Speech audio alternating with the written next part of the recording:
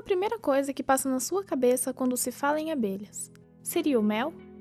Ou a lembrança de uma picada que você levou quando criança? Talvez o seu zumbido? Esses pensamentos são os mais comuns, mas o que a maioria das pessoas desconhece é que as abelhas cumprem um papel infinitamente relevante. 75% de tudo que nós consumimos como raça humana depende exclusivamente do trabalho de polinização por abelhas.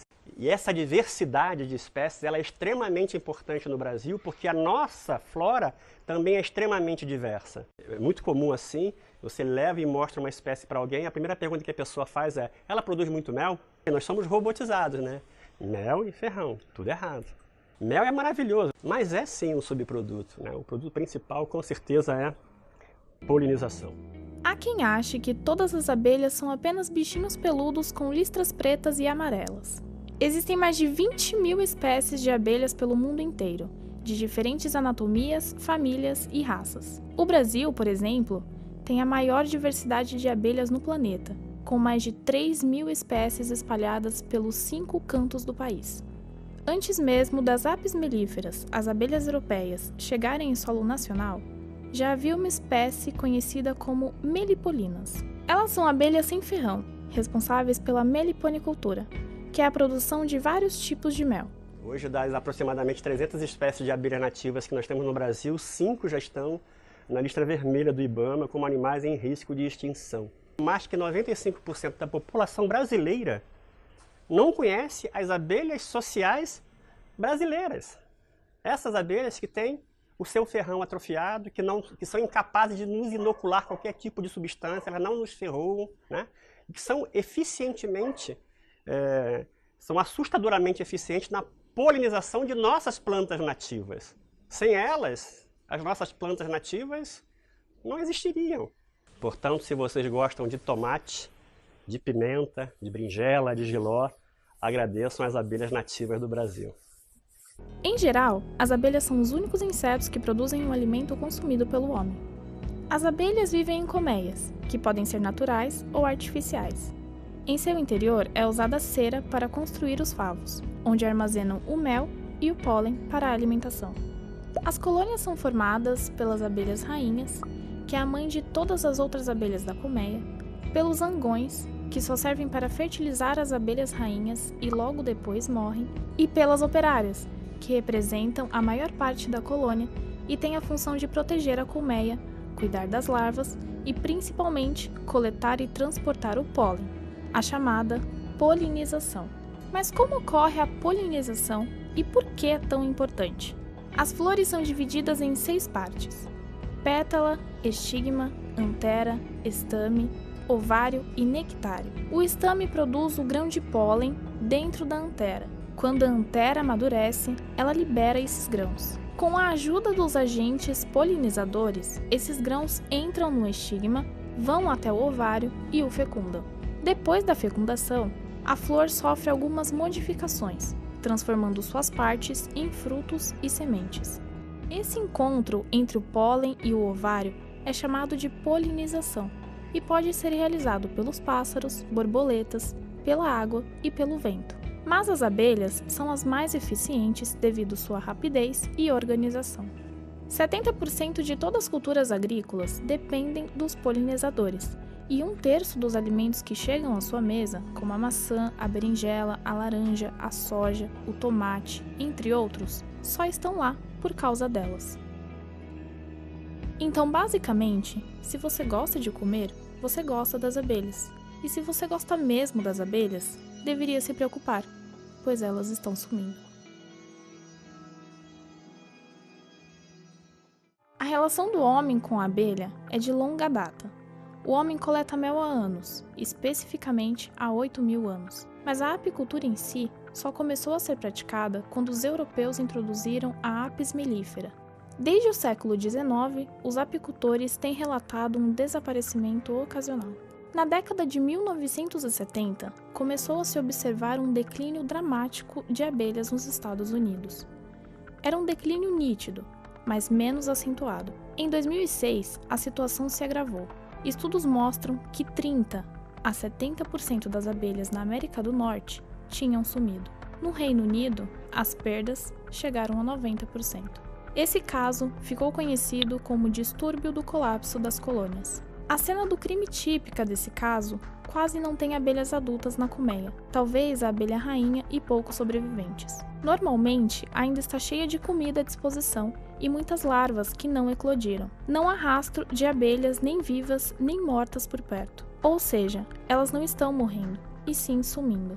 Há fatores que influenciam a morte das colônias, como a presença dos parasitas nosema e varroa, o uso incontrolado dos pesticidas e as ações antrópicas, como queimadas e urbanização, que destroem os habitats naturais. Esses fatores colocaram 7 espécies em extinção e fez decair a população de abelhas de 2012 e 2013. Mas nada disso explica o mistério que é as abelhas abandonarem suas colmeias. Algumas substâncias,